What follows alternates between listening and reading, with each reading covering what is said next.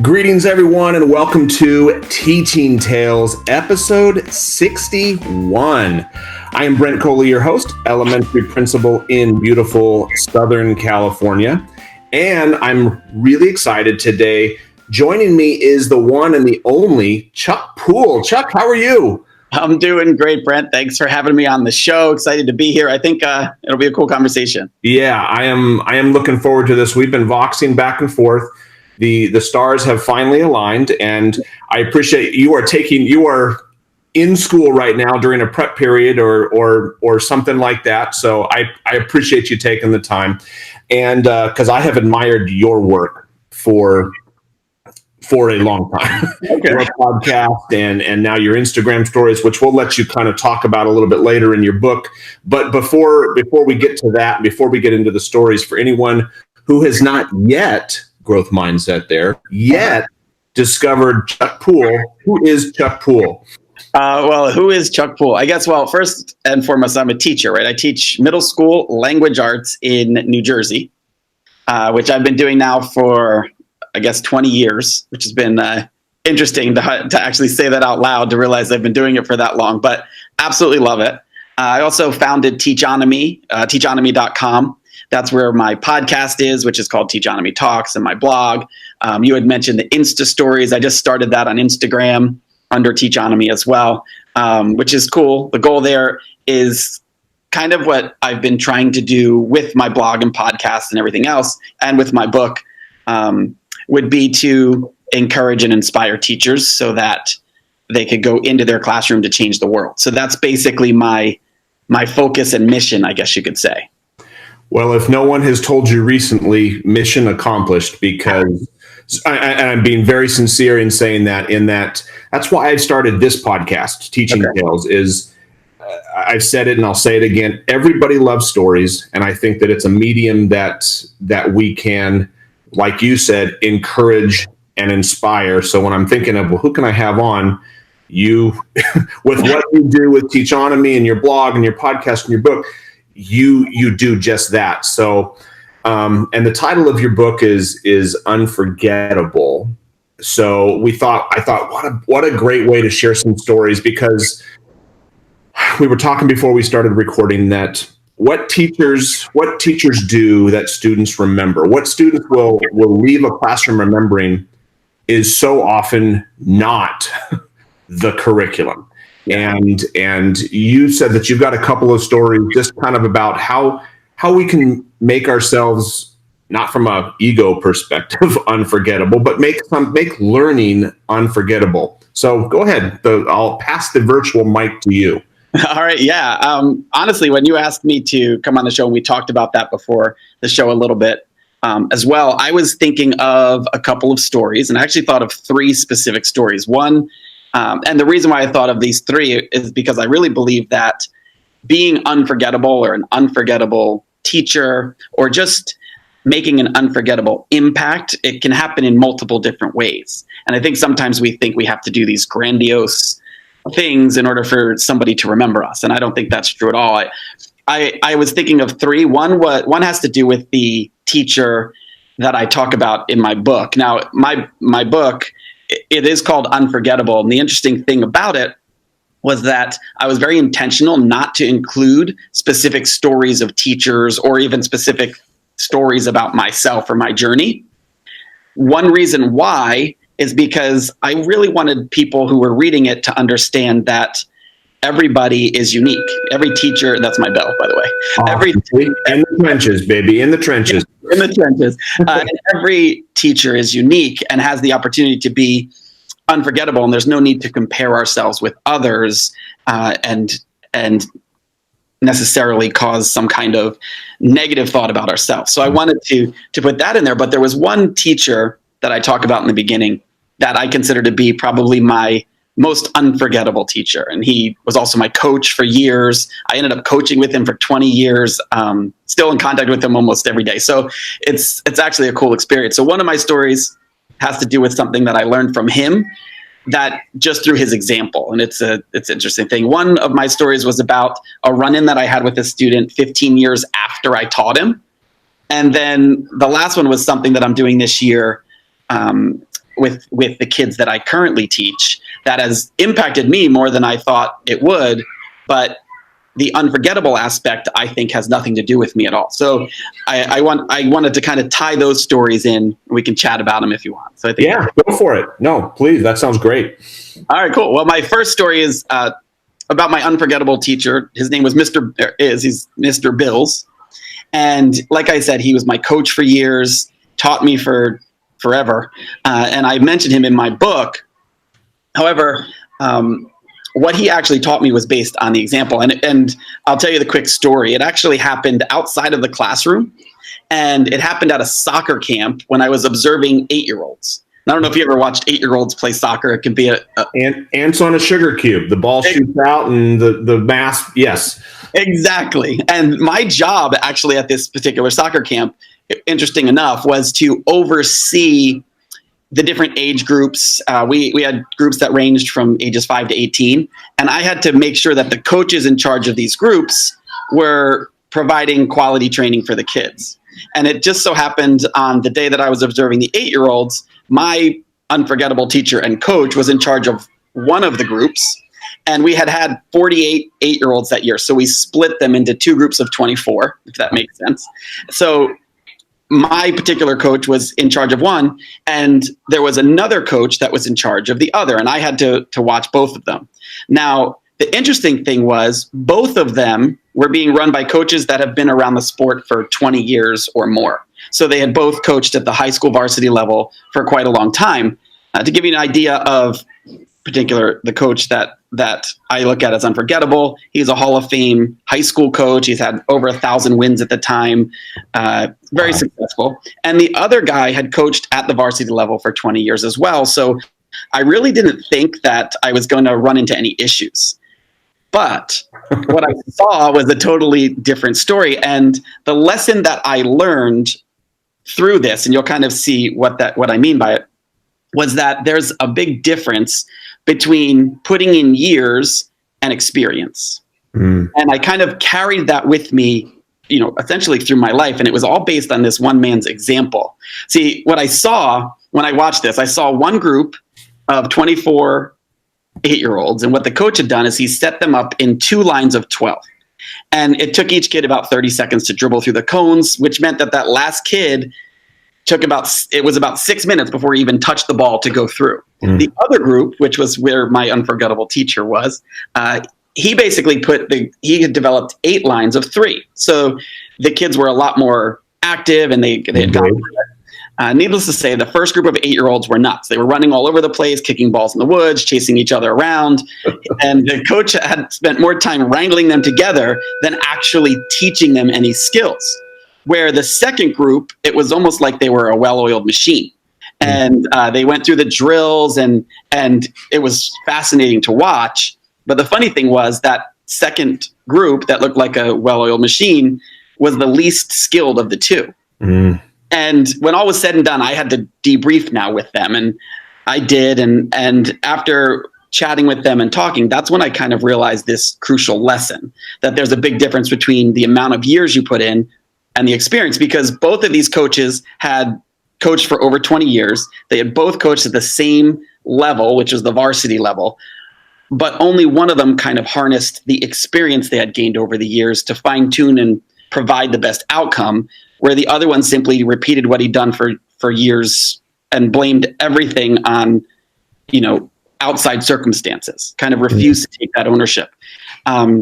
So to come full circle on it, I think part of being unforgettable is taking the experience that we have and harnessing the lessons that we've learned to provide the best experience possible for our students. I think, I think when we do that, we can really make a difference, Absolutely. And knowing that no matter how many years, I think one of the most dangerous, I heard somebody use the phrase once, and like using the word an experienced teacher, saying, I've been teaching for X number of years.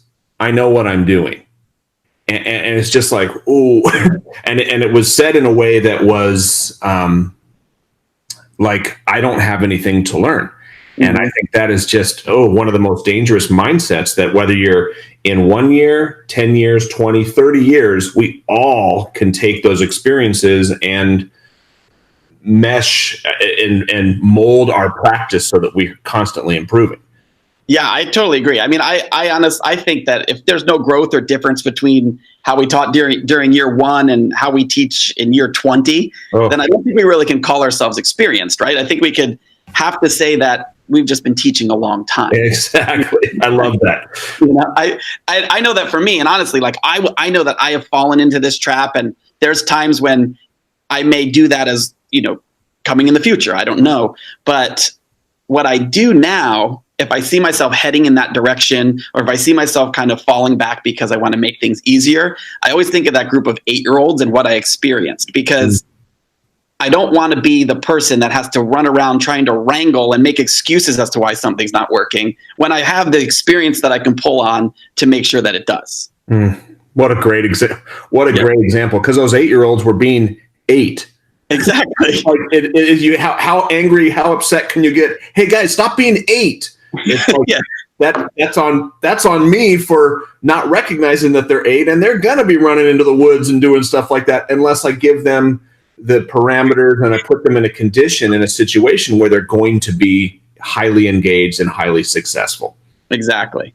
Awesome. Yeah. You mentioned a story of somebody out, a former student. Yes. I had a former student, and his name's Matt, which I could say because no one's going to know who Matt is. It's a pretty common name. But an interesting thing is this, because I know in your book, you talk about how important the little things are. And I truly feel that what often makes a teacher unforgettable has to do more with the small things than it does with the grand gestures. And one story that I'll never forget, and it's interesting because it happened to me a few years ago, and I ended up getting a free meal at Olive Garden, so that was kind of cool too. But it was a Friday night, and I remember that because my wife and I usually go on date night on Friday night, and I decided that we were going to go to Olive Garden. So we thought, it's simple. It was close to our house. We had a busy day, so we figured we'd go to Olive Garden, and it was super packed, so we had to wait. And when we finally were seated, the waitress, it was actually a waitress that came up. She introduced herself, and she took our drink order. But when she came back to the table with our waters, something weird happened, because she simply said something like, "I'm no longer going to be your waitress tonight. Matt's going to be taking care of you for the rest of the meal." Now, we had no idea who Matt was, and we had experienced before, like waitresses and waiters sharing tables, but I didn't hear anyone literally drop water off and say, "I'm no longer going to serve you." And it was kind of awkward. My wife and I looked at each other and we were like, did we say something? What did we do that would make this girl not want to be our waitress? But within a few minutes, Matt comes in, and this made it even more awkward because he comes in and he had this giant smile on your face. I still can picture it now. And he took our order. He didn't say anything. He had this almost like a giggly type expression. And he took our order and he left, and it was really awkward. And my wife was kind of like, "What's up with that guy?" And I said, "I don't know what's going on." I thought we were like on a hidden camera show. But about 15 minutes later, he came back with our food, and he said to me, he asked me if I knew who he was or if I recognized him. And that's one thing that I hate when people do that. That's a scary question out in public. Exactly. Because I thought, how do I know him? And I honestly, I just said, "You know what? I don't know who you are."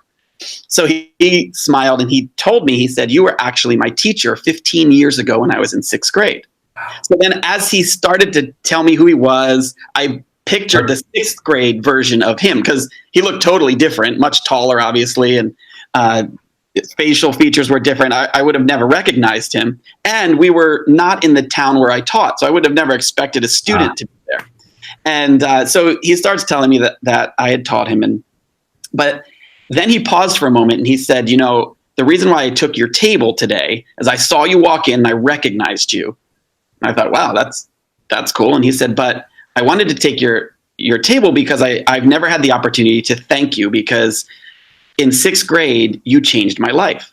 And I thought, I was racking my brain and I had no idea what he was talking about. And I said, "Matt, thank you. That makes me feel great. But honestly, I don't know how I changed your life. What exactly did I do that would have done something like that?" And then he told me. And what he said was that when he was in 6th grade, he was being bullied.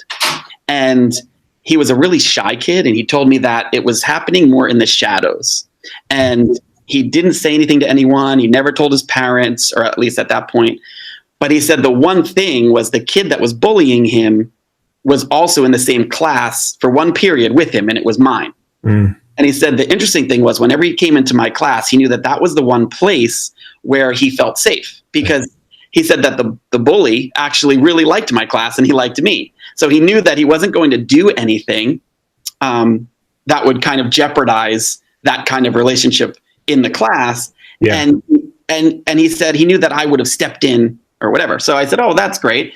And I said, but I don't understand how that would have changed your life. And he said, no, that's not what did it. He said there was one day that he said we were walking out of class and you kind of walked us out, and the bully checked him with like a shoulder check and knocked him on the ground, and his books went all over the place. And he said that I immediately, and again, I don't remember this, but he said I immediately intervened. He said that I got the bully. I kind of reprimanded him a little bit, but pulled him back into my class. I bent down, helped Matt pick up his books, and pulled him in the class. And he said, but the thing that you did was, he said, I didn't yell at them.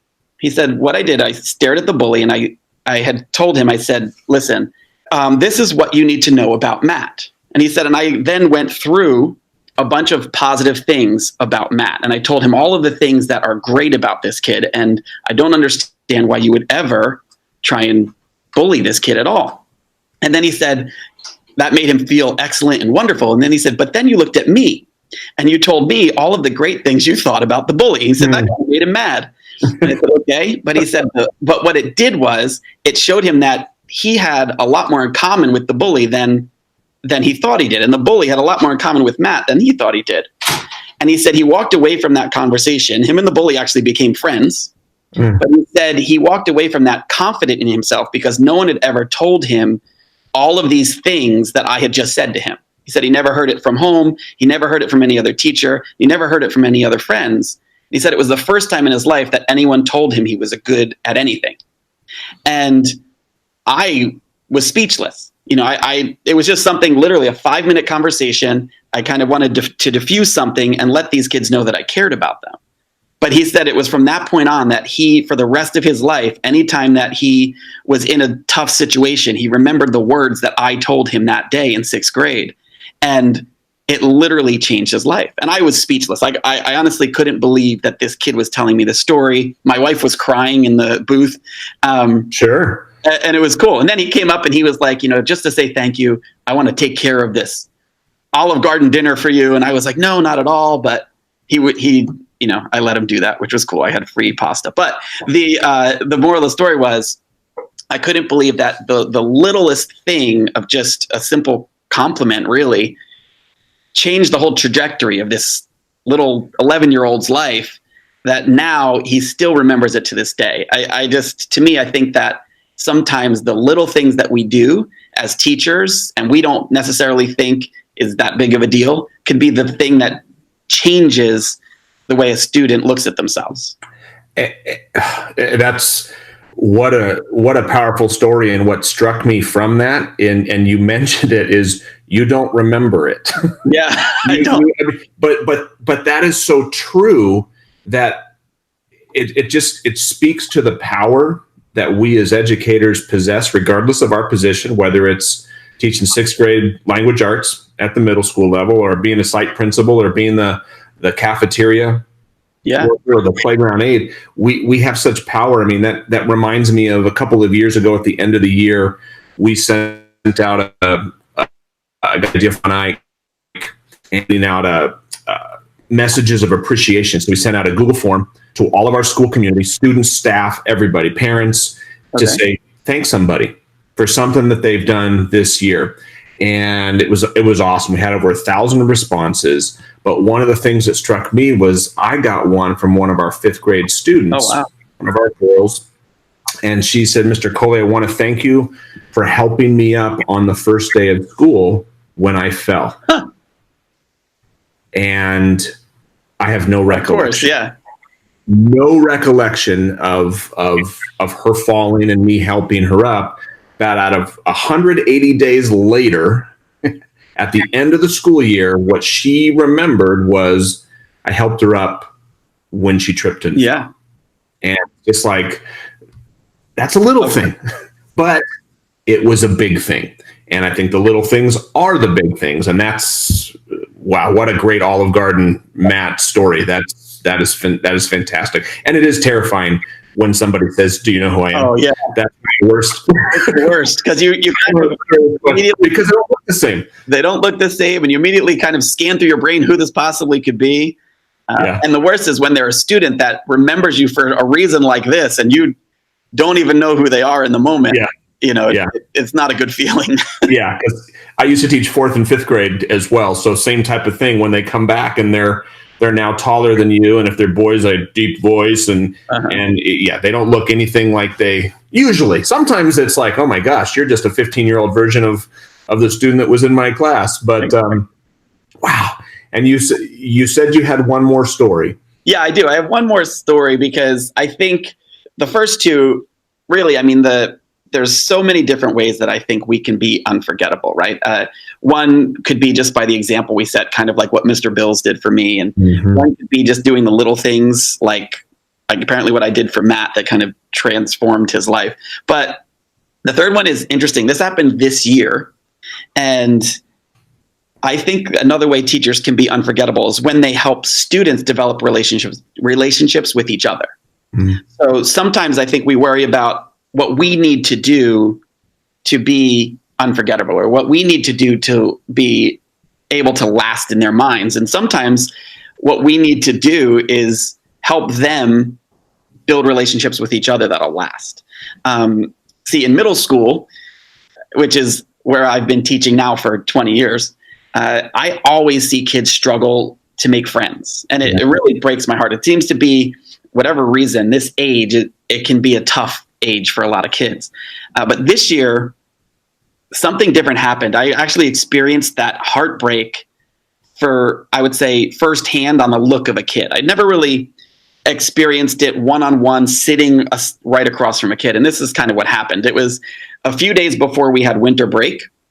And a few teachers and myself decided that we would head into the cafeteria and have lunch with the kids. We do that every once in a while. We have a large school, so there might be 400 kids in the cafeteria at a time. So when we, just for the 6th grade. So then when we go in for that, it's a big deal. The kids all want to sit with us and they want to hang out with us. It's kind of fun. So we decided, all right, let's do that. Let's hang out with the kids. And as I walked around, I was chatting with a bunch of different tables. I looked up and I saw that there was one table and there was only 4 girls sitting at the table, but none of them were talking to each other. So I walked up there and I said hello, and they kind of glanced at me. Now I teach each one of these kids. So I know that they tend to be shy, but they weren't really saying anything. And so I got there and I asked them, where is everybody? Like, where's everyone else that normally sits? Because they were at a table that could seat 12 kids, but there was only 4 of them sitting there. And one of the girls looked up at me and she was sad, but she was just kind of eating her sandwich, if you can picture that. And she said, "Mr. Poole, we sit here because we don't have any friends." And when she said that, it literally broke my heart. And I kind of didn't know what to say at that moment. And I looked around and the other girls just kind of nodded, shrugged their shoulders, and went back to eating. And so then in the middle of this, it happened in a matter of 10 seconds, I came up with an idea. And I just was thinking, all right, how can I remedy this? Which I couldn't remedy the situation, but I told them that I actually came to their table because I wanted to invite them to be the first people in a secret club that I was forming that I was going to call the Underground. Now, at the point, I had no idea what I was talking about. I just said this to kind of see if they would be interested. And immediately their faces perked up. They were super excited. And they said, "Yes, we want to be part of the Underground. What is it?" So now I was kind of stuck. And I said, "Well, I can't tell you that right now because it's a secret, but we're going to start the club after break. And we're going to meet a couple times during lunch, or a couple times a week during lunch period. Would that work for you guys?" Oh, it would work. So then over break, I had to figure out exactly what the Underground would be. Let's get all the logistics figured out. Yeah, I had to figure out, what am I going to do with this now that I told these 4 girls what we're going to do. Now, my goal, essentially, while I was thinking through what I was talking to them, was to figure out a way to take them out of an environment that made them feel secluded and put them into one that welcomed them. And at lunch is when they felt most secluded. So I thought, well, how could I at least take them out for a bit, and do that. And I had no idea what I was going to do, but over break, I created this idea for the underground, that it would be a secret society of sorts that would teach them how to make friends and how to kind of spread kindness throughout the building by going through missions that I would create. So they would essentially be these secret agents. Now in middle school, especially 6th grade, anything that's top secret and anything that they can be like a secret agent and no one else knows, and it's very exclusive, it's very cool, right? Yeah. So they were super excited. So after break, I came back and we had our first meeting and the 4 girls were there. And I had created a couple of missions. And the first one that I told them, I walked them through, I gave them badges. So they have their own agent badge, which essentially was their lunch pass. So they would show the lunch pass, which I'd cleared with the cafeteria workers. Anytime they showed that, that meant they were going to be with me in my room. And so I gave them their pass. They had a special code name, made a really big deal about it. And then I gave them their first mission. And their first mission was, by the next week, what I wanted them to do was to find another student that they felt was maybe feeling the same way they were before break and invite them to the underground. Mm-hmm. So they said, okay, they were up for that mission. And the next week we had 12 kids in my room. So I thought, okay, this is great. So we had the 12 kids and I told them they were going to be the core agents of the underground. And we were going to try these missions for a couple of weeks. So what we did was we went through a couple of weeks and I gave them missions. And the goal with each mission was to help them develop friendships or help them get the social skills they would need to develop friendships. And my ultimate underlying goal was to help create a group for them to be a part of where they would build lasting friendships. And they didn't see that at first, but now fast forward, the interesting thing happened about 3 weeks ago, maybe a month now. I have 12 of the kids in this group right now. And they're very close with each other at this point. And this has just been since January. So in a couple of months, what they told me a couple of weeks ago, I asked them what they were doing this over the weekend. And one of the girls said, you're not going to believe it. We're having an underground movie viewing. And I said, well, what does that mean? And they said, all 12 of us, we already coordinated it with our parents. We're all going to meet and we're going to go to the movies on Saturday. We're going to hang out. It's going to be great. And the thing that I saw with that, and we still do missions and we kind of help spread kindness around the building. But what I noticed was that these 4 girls who it started with, who had absolutely no friends, now they come to my room usually twice a week. We've cut it out because they asked me, they said, we love doing the underground, but would it be cool if we came twice a week because we all sit at the same table at lunch and now we want to just hang out at lunch sometimes. Well, so now they come Tuesdays and Thursdays and it kind of went full circle. So the place where they most felt secluded now is where they felt very welcome because they had this group. And what I realized was that it's not me that they're necessarily going to remember because of this. They might remember, we had this underground group. But the thing that they're never going to forget is the friendships that they formed here, because now hopefully that will last a lifetime for them. And that's, I think, one way that we can be unforgettable as teachers, is we can do something as simple as offer or open a door for students and teach them how to build friendships and how to build relationships and help them nourish them along the way, because that will last far after they leave our classroom. Absolutely. Yeah. You brought them in to give them that safe place, really with the goal that they wouldn't need to come in, that they would do it. And it totally, I mean, what a great story, because they may remember, like you said, the Mr. Poole's underground, but they're probably going to remember those friendships and the hanging out and the movie on Saturday. I mean, that's well done, Chuck. That's really cool.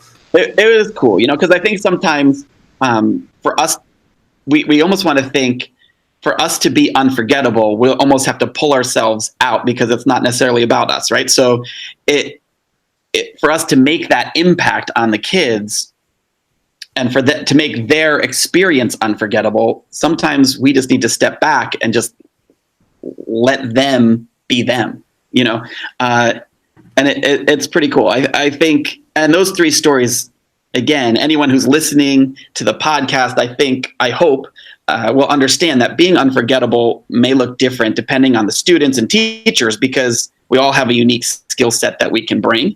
sometimes we'll leave an unforgettable impact through the example, much like Mr. Bills did for me.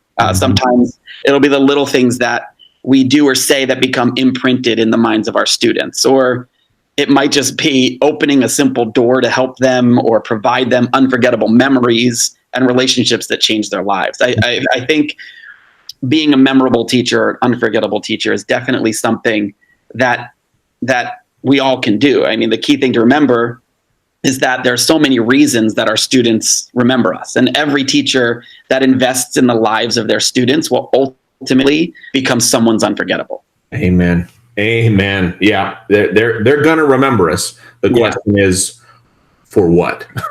Yeah, that's a good question. For what? Well, I mean, as you were saying those last few sentences, it's like there's the title: making an unforgettable impact. Yeah, it's not about us. It's what kind of impact can we create? And as I like to say, I mean, it may be as simple as commenting on a kid's shoes. Or a kid's haircut, because that little boy's got her new pair of shoes, his new pair of shoes. He just wants somebody to notice. Yeah, or helping at the end of the year. Yep, exactly. Well, gosh, good stuff, Chuck. This mission accomplished once again. This I'm encouraged. So even if no one else is listening, I'm encouraged. So before we close, we've mentioned your book, we've mentioned your podcast. Once again, for anyone who wants to connect with you on Twitter and your website and your podcast, how can they do that? Yeah, you could easily contact me, even if you go to Teachonomy.com. That's an easy way to do it. I have a little, conversation starter thing. You can pop in there, say hello to me, and I'll be happy to start sending you encouragement every week if you want. Twitter, I'm at cpoole27, Poole with an E at the end. And you can feel free to reach out to me there, private message me any way I can help. I would love to. And then obviously if you wanted to check out the book, you can go to unseries.com. You can check out my book as well as the next two books, because I'm producing the whole series. So there's a couple more books coming out from some amazing people. JC Maslick's writing one, and Rochelle Dean Poth is writing one. So we have some great authors lined up for the next two, and then some more coming down the road. So that's exciting. So any of those places, I'd be more than happy to chat with anyone who wants to. Awesome. And for anyone who has not already listened, your podcast, the Teachonomy Talks, and I really like the 2-minute timeout for teachers, because whereas what we're recording here is going to be about 30 minutes, you in nice bite-sized pieces that somebody, if you got a short commute, you can drive, you can listen on your way in and be encouraged to start the day. So, and your book as well is it does its job. Your job is to encourage and inspire and let people know that anybody can be unforgettable. And so kudos. Well done, Chuck. Thank you. I appreciate it. Absolutely. Well, and I thank you again for taking the time. I need to let you go because you've got kids coming in a few minutes for your next period.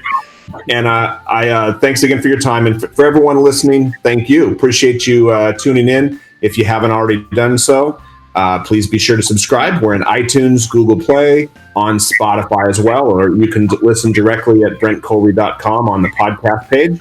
And until next time, have a good one.